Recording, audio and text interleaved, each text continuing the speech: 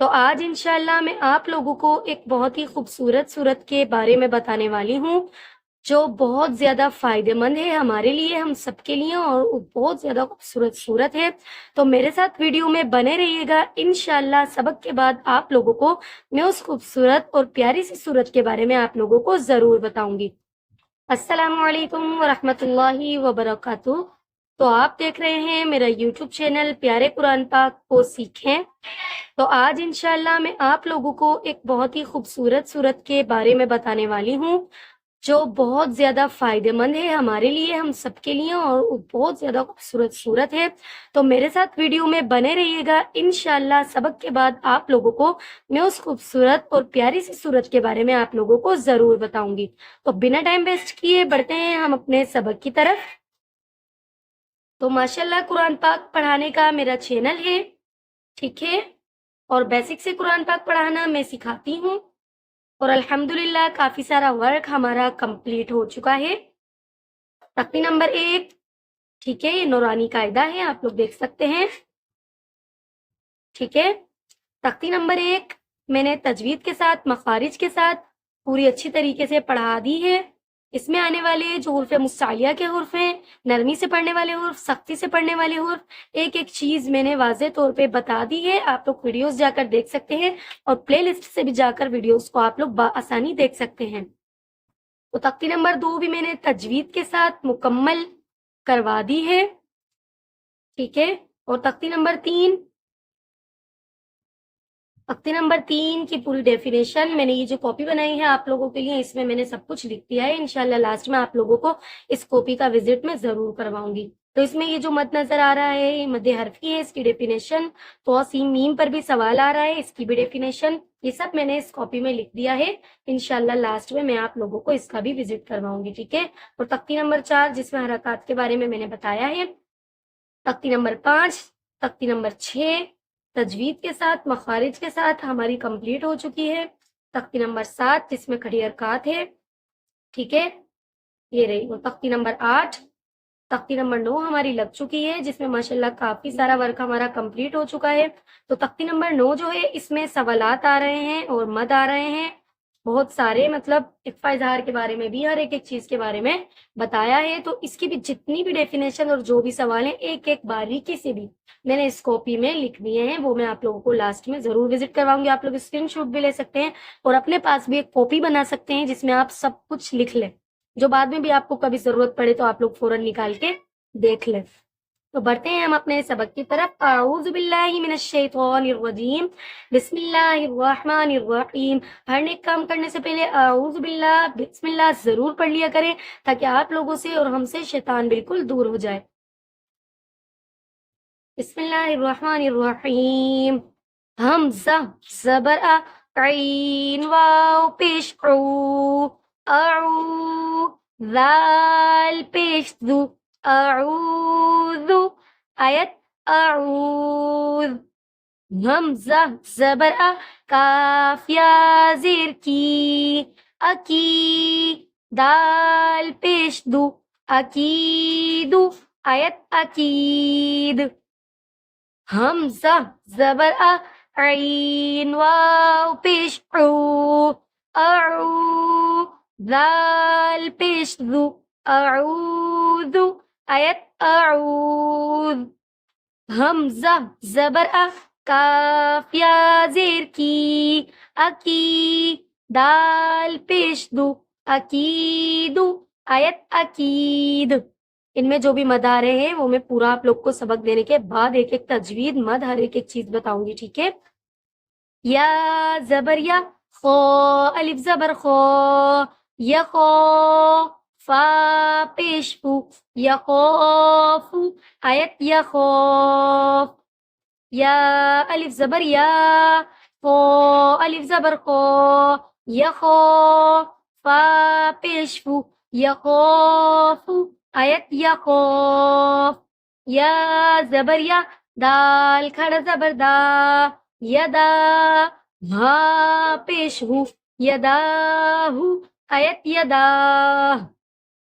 یا زبر یا، دال کھڑا زبر دا، یدا، ہا پیش ہو، یداہ آیت یداہ، یا پیش یو، قاف الف زبر قو، یقو، لام پیش لو، یقولو آیت یقول، یا پیش یو، قاف الف زبر قو، یقو، لام پیش لو، یقولو آیت یقول، ٹھیک ہے. حمزہ زبر آ ہم جلدی پڑھیں گے، عین واو پیش او کو ہم کھینچیں گے کیونکہ یہ کیا ہے، حرف مدہ. حرف مدہ کو ایک الف کے برابر کھینچتے ہیں، ٹھیک ہے. زال کو ہم جلدی پڑھیں گے کیونکہ اس کے اوپر حرکات آ رہا ہے، ٹھیک ہے. اور آیت کے بعد اعوذ، یہاں پر ہو رہا ہے مد عارض کا واو مدہ، ٹھیک ہے. مد عارض میں نے بتا دیا ہے لیکن میں پھر سے ایک دفعہ بتا دیتی ہوں کیونکہ میری ویڈیو پہ کوئی تو نیا ہوگا تو اسی لیے ان کو تاکہ کوئی پریشانی نہ ہو. اعوذ پہ مد عارض کا واو مدہ ہو رہا ہے. مد عارض کی ڈیفینیشن ہے حرف مدہ کے بعد، یہ دیکھیں عین واو پیش او حرف مدہ ہے. حرف مدہ کے بعد دوسرا حرف ہونا لازمی ہے، تیسرے نمبر پر آیت ہوگی تو یہاں مد عارض ہوگا. مد عارض کو 3 الف کے برابر کھینچ کر پڑھتے ہیں. مد عارض میں شامل ہے الف مدہ، واو مدہ اور یا مدہ، جیسے کہ حرف مدہ الف با اور یا ہے، ٹھیک ہے. تو مد عارض کا واو مدہ ہو رہا ہے یہاں، ٹھیک ہے. اور اکیدو، حمزہ کو جلدی پڑھیں گے، حرکات ہے، قافیہ زیر کی حرف مدہ ہے. دال کو جلدی کیونکہ حرکات ہے، آیت کریں گے تو اکید، دال قلقلہ کا حرف ہے اسی لیے دال پر قلقلہ کر دیں گے. اور اکید مد عارض کا یا مدہ ہو رہا ہے، ٹھیک ہے. یہاں واو مدہ تھا، یہاں یا مدہ ہے، ٹھیک ہے. اکید قافیہ زیر کی حرف مدہ کا حرف ہے، ٹھیک ہے. آگے دوسرا حرف آ رہا ہے، تیسرے نمبر پر آیت ہوگی تو یہاں مد عارض ہوگا، ٹھیک ہے. مد عارض کو 3 الف کے برابر کھینچیں گے. مد عارض کا یا مدہ یہاں ہے، ٹھیک ہے. اور یا کو جلدی پڑھیں گے، حرکات ہے، خو الف زبر خو کو کھینچیں گے کیونکہ حرف مدہ ہے. فا کو جلدی پڑھیں گے، ٹھیک ہے. تیسرے نمبر پر آیت ہو رہی ہے تو یہاں بھی مد عارض ہو رہا ہے، یہاں مد عارض کا ہو رہا ہے الف مدہ، ٹھیک ہے. ایک خاص بات ہو گئی ہے کہ مد عارض کا واو مدہ، یا مدہ اور الف مدہ ساتھ ہی آ رہے ہیں تو آپ لوگ مد عارض کیا ہے یہ بہت اچھی طریقے سے سمجھ لیں گے، ٹھیک ہے. یہاں مد عارض کا واو مدہ ہے، یہاں مد عارض کا یا مدہ اور یہاں مد عارض کا الف مدہ. خو الف زبر خو، ٹھیک ہے. حرف مدہ کا حرف ہے تو یہاں مد عارض کا الف مدہ ہو جائے گا. بات سمجھ آ رہی ہے؟ میں اپنی طرف سے پوری کوشش کرتی ہوں کہ آپ لوگوں کو بہت اچھی طریقے سے سمجھاؤں، لیکن اگر آپ لوگوں کو کچھ نہ بھی سمجھ آیا کرے تو آپ لوگ مجھ سے کامنٹ سیکشن میں پوچھ سکتے ہیں، انشاءاللہ میں آپ لوگوں کو ضرور جواب بھی دوں گی. اور یا زبر یا کو جلدی پڑھیں گے، دال کھڑا زبر دا، یہ ایک الف کے برابر کھینچے گا، کھڑی حرکات ہے. اور آگے ایک حرف آ رہا ہے، تیسرے نمبر پر آیت ہو رہی ہے. میں نے آپ لوگوں کو بتایا ہے کہ جیسے دال کھڑا زبر دا کھڑی حرکات ہو گیا، اور دال الف زبر دا حرف مدہ ہو گیا. حرف مدہ اور کھڑی حرکات ایک ہی مطلب کام لیں گے، جو قرآن پاک میں ایک ہی کام لیں گے. میں نے آپ لوگوں کو سمجھایا تھا کہ کھڑی حرکات ہمیشہ حرف مدہ کا کام لیتی ہے، ٹھیک ہے. یہ بھی دا ہے اور دال الف زبر دا بھی دا ہے، دونوں کی آواز سیم آ رہی ہے نا، اس لیے کھڑی حرکات حرف مدہ کا کام لیتی ہے. میں ادھر یہاں سوال بن رہا ہے کون سا مد ہو رہا ہے، تو یہاں مد عارض کا الف مدہ ہی بن رہا ہے، مد عارض کا الف مدہ ہو رہا ہے، ٹھیک ہے. حرف مدہ جیسے کھڑی حرکات نے حرف مدہ کا کام لیا، حرف مدہ کے بعد دوسرا حرف آ رہا ہے، تیسرے نمبر پر آیت ہو رہی ہے تو یہاں مد عارض کا الف مدہ ہو رہا ہے، ٹھیک ہے. کچھ نہ بھی سمجھ آئے تو مجھ سے پوچھ لیے گا. یا پیش یو جلدی پڑھیں گے، قوف الف زبر قوف، یو قوف الف زبر قو حرف مدہ کا حرف ہے. آگے دوسرا حرف آ رہا ہے، تیسرے نمبر پر آیت ہو رہی ہے تو یہاں بھی مد عارض کا الف مدہ ہوگا، ٹھیک ہے. تو آج کا جو ہمارا سبق ہے اس میں مد عارض کے بارے میں ہی بتایا گیا ہے، تو انشاءاللہ مد عارض جو ہے آپ لوگوں کو بہت اچھی طریقے سے سمجھ آ گیا ہوگا. تو بڑھتے ہیں ہم اپنے نماز کے ورک کی طرف. تو ماشاءاللہ سے 3 کلمے ہمارا اول، دوم اور سوم ترجمے کے ساتھ کمپلیٹ ہو گئے ہیں، ٹھیک ہے. آپ لوگوں کی سہولت کے لیے ہی میں نے جو ہے کلموں کے آگے اول کلمہ طیب، دوم کلمہ شہادت، سوم کلمہ تمجید، تمجید مانے بزرگ، ٹھیک ہے. معنی کیا ہیں وہ بھی سب لکھ دیے ہیں، تجوید اور ترجمے کے ساتھ میں پڑھا چکی ہوں. اور ماشاءاللہ سے تکبیر، اللہ اکبر، یہاں سے لے کر اور سلام تک، ٹھیک ہے، میں نے تجوید اور ترجمے کے ساتھ پڑھا دیا ہے. نیت کرنے کا طریقہ بھی میں نے بتایا ہے کہ نماز میں کس طریقے سے نیت کرتے ہیں، ٹھیک ہے. اور وضو کا طریقہ اور نماز پڑھنے کا مکمل طریقہ میں نے بتا دیا ہے، آپ لوگ ویڈیوز میں جا کر دیکھ سکتے ہیں. اور थंबनेल में मैंने जो है हर चीज वाज़ह तौर पे लिख दी है ताकि आप लोगों को वीडियो ढूंढने में कोई परेशानी ना हो।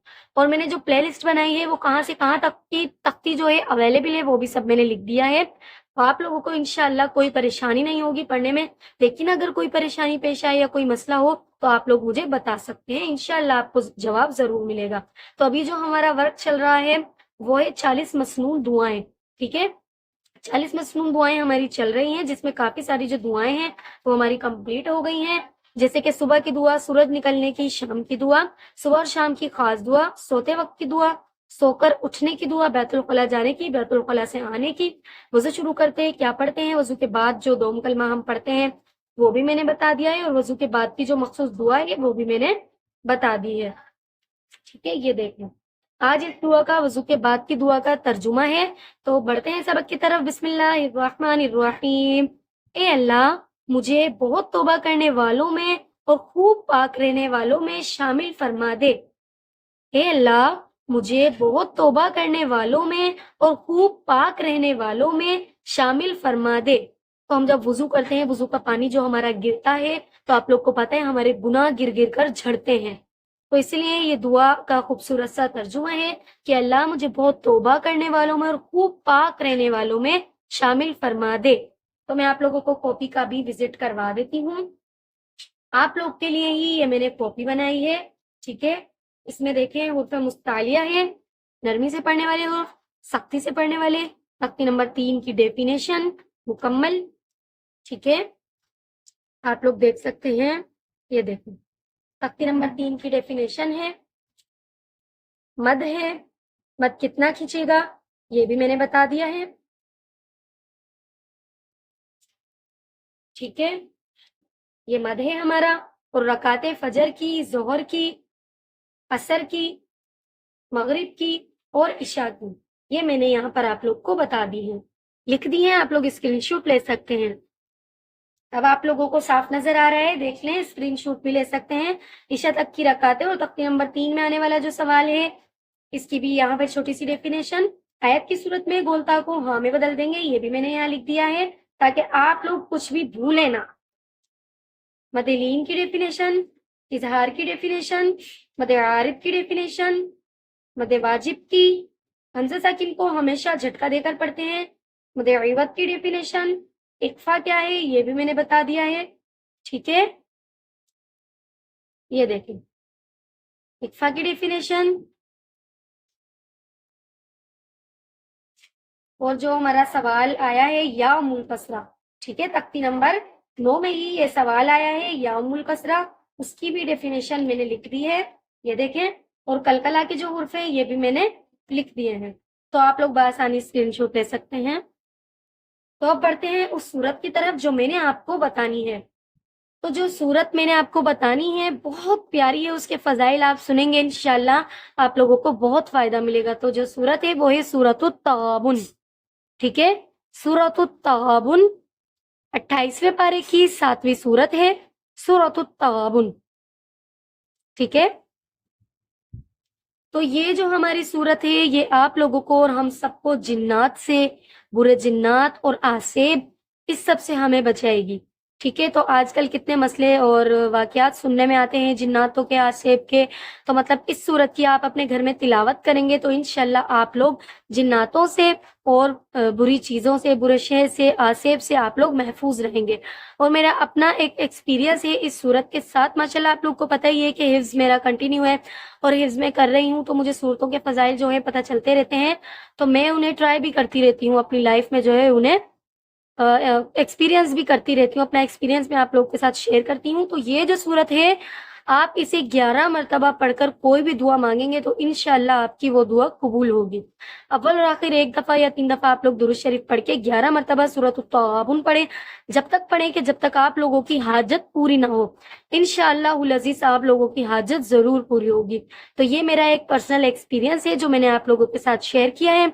इंशाअल्लाह मिलते हैं नेक्स्ट वीडियो में। अपना बहुत सारा ख्याल रखिएगा, दुआओं में याद रखिएगा। अल्लाह हाफिज, अस्सलामु अलैकुम व रहमतुल्लाहि व बरकातुहू।